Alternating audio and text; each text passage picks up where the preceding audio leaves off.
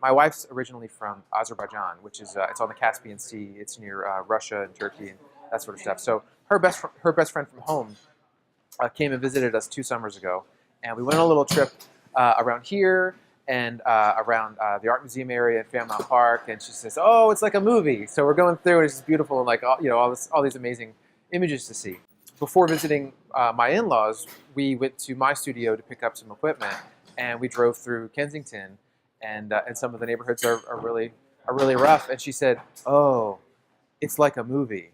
And so for me, it was like the light bulb as a director went on. Like then my answer or my movement needs to be what kind of block do you want this to be? What kind of movie do you want this to be? Do you want this to be a scary post-apocalyptic nightmare with drug-addled zombies roaming the streets, or do you want it to be a quiet, peaceful neighborhood with plants and trees and flowers? So I immediately went to Home Depot and bought a couple $100 worth of plants and trees and flowers. And from my studio, you can actually watch folks that are looking to buy drugs take a hard right out and away from all the plants and trees and flowers that we put right up in here. It's amazing how it works, and it's so. I mean, once you say it out loud, it ends up being so simple. But it kind of took me.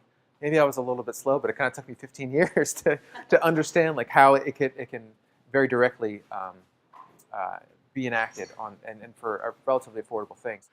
What's exciting now is that it's contagious. So we've started a neighborhood organization. We have a town watch. All of our neighbors are buying their own plants and trees and flowers.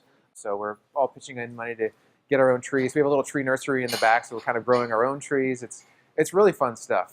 So that's kind of the big pieces of the puzzle is that we as a neighborhood that has a pretty negative stereotype attached to it have kind of come to ask these questions, and then together as a neighborhood have decided that this is we want to be different than the stereotypes that have sort of been attributed to us. So we're doing different stuff, and it's pretty darn exciting.